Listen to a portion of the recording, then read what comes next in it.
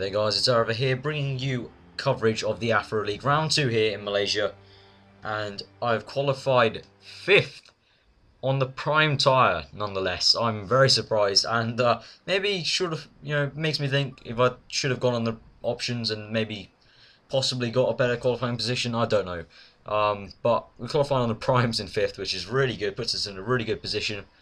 So we're going to pit on lap 6. I was thinking at the start, aggressive fuel mix, because, well, we've got four really fast guys, 2 new guys in the form of Hyperdix and Mini Cheddars, and that joins Tom and Cal, and they're pretty much going to be the front every single race. So we're going to have to try and do well in every single one we can, try and be consistent. So after last round's misery of getting a penalty at the beginning and then having to recover, I was hoping for better things here at Malaysia. And we're on the prime tyres, and if any of you followed me on Twitter, you would have known that I was struggling on the prime tyres. I practiced a bit before, but it didn't go well. So here we have Mini Cheddars on pole, and Tom right beside him, me in 5th, and my teammate, I can't remember exactly what position he was in. I think he might have been 8th or something. So here we line up next to Hyperdix and Alex behind us. So we're getting to 5 red lights, and we're off, and we're going to use about half the curves here. We're going to get a good start off, and Cal's lagging behind a bit, but now he gets into gear, and it looks like he's going to storm past Tom. Hyperdix there trying to squeeze me out a tiny bit. I'm going to go down the inside, braking nicely, not locking up. Then Alex comes out, no, I get sandwiched, and what's going to, oh my god, and there's a penalty there, as you can see.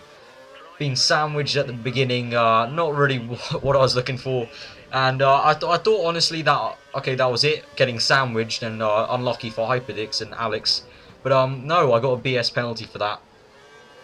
Really do not know how that would have been my fault unless I completely backed out of it. So here we are on the end of lap 2, and there you can see Tom has gone out onto the gravel.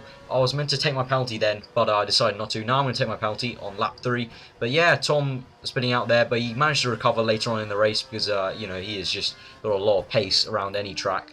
So here we're taking our penalty. It's going to be very annoying because people are going to pass us, and there we have 3 cars about to pass us there. And ooh yay, 5 XP recovered. I really give a crap. So yeah, at this point the race was looking a bit depressing right now, and also my teammate got past me here, and I'm down into 8th place by lap 4, which is really annoying. I'm on the prime tyre, the slower one, but by the end of lap 4 I was catching my teammate up, and here he locks up, goes wide. I'm going to go tight on him, and I'm going to use the rest of my curves, and now I've got DRS to easily overtake him. My power pass in my 7th gear is going to get maxed out at the end of that straight, and we get that pass done on my teammate. Now I've got to chase after Mr. Nile CFC in front of us. So now, end of lap 6, this was when I originally meant to pit, but I decided not to. I was going to pit around lap 8. I decided to try and bring out this prime stint. So we've got Mr. Nile CFC. I think I probably would have caught him if he continued on anyway, because I get DRS here. So he goes into the pits. I'll probably overtake him during the pit stops. So now here, lap 7, I'm pitting, and also my teammate comes into the pits. Probably some confusion there, because I originally told him I was going to pit like lap 6 or 5. So we're going to have to both pit right now, and I'm hoping these guys are fast enough so that I can get out of the box on those options, and he can just make it. I think he just did. We'll have to see from his point of view. So, yeah, down into 6th place, coming out of the pits, and it's lap 8, and we're on the option tyres. Well, Alex in front of us, and I think he was about 10 seconds up the road, so I'm going to get that pedal down with my setup, and hopefully that will help me try and catch him up. And so, coming to the beginning of lap 10 here, I'm catching Alex up about a second a lap here, but what happens next is going to be the most annoying thing ever. As you can see, look at the bottom right there, and bam, my DRS breaks on lap 10, and really disappointing there. I originally thought it was broken for the other 2 laps, but only lap 10 actually, but it felt much longer than there. And here, lap 11, now I'm catching up to Alex, and he's just gone off a tiny bit, so that's my advantage right there. But obviously I don't have DRS. I've got some curves to help me try and catch him up. I'm going to try and slipstream him down this straight. I'll go a tiny bit wide as I'm following him through that corner. Going to use most of my KERS. Probably should have saved it for the next straight, because as you see, I'm going to slipstream Alex, and Alex thinks better of going down the inside, and he takes the racing line because he knows I can't catch him just yet.